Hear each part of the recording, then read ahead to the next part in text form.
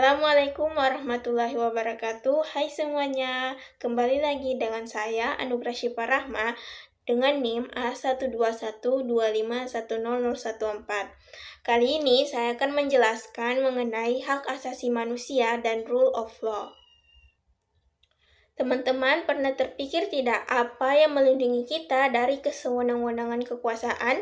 Jawabannya ada pada dua pilar utama, yaitu hak asasi manusia dan rule of law. Jadi mari kita bedah secara singkat. Pertama kita bahas HAM. Sederhananya, HAM adalah hak dasar yang sudah melekat pada diri manusia sejak lahir. Sifatnya universal, berlaku di mana saja, tidak dapat dicabut dan dibagi.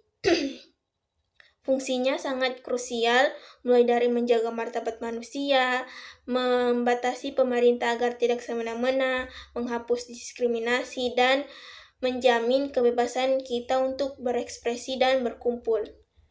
Secara internasional, kita punya UDHR tahun 1948. Di Indonesia, aturannya sangat kuat, mulai dari Undang-Undang Dasar 1945, Pasal 28A sampai 28J, hingga Undang-Undang Nomor 39 Tahun 1999.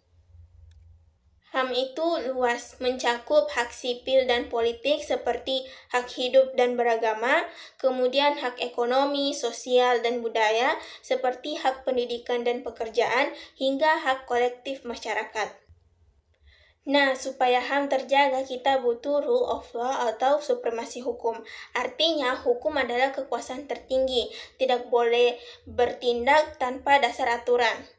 Kemudian ada 4 prinsip utama yang menjadi pondasi. Pertama, supremasi hukum. Artinya hukum berada di atas segalanya. Tidak ada individu atau pejabat, bahkan presiden sekalipun yang boleh bertindak sesuka hati tanpa dasar aturan yang jelas. Yang kedua, equality before the law. Semua orang punya kedudukan yang sama. Tidak peduli apa jabatannya atau seberapa kaya dia, di mata hukum kita semua diperlakukan sama. Yang ketiga, due process of law. Penegakan hukum itu tidak boleh asal tangkap atau asal hukum. Semuanya harus melalui prosedur yang adil, transparan, dan sesuai aturan yang berlaku. Dan yang terakhir, yang keempat, kewajiban hukum untuk menjalani hak dasar manusia. Jadi, rule of law ada justru untuk memastikan hak-hak kita sebagai manusia tidak terinjak-injak. Jadi, keempat prinsip inilah yang memastikan bahwa negara kita adalah negara hukum, bukan negara kekuasaan. Tapi pertanyaannya, bagaimana hubungannya rule of law dengan HAM?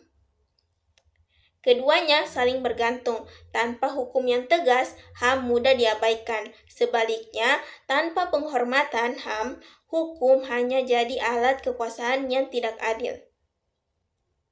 Di Indonesia, kita punya lembaga seperti Komnas HAM dan Mahkamah Konstitusi sebagai the guardian of the Constitution.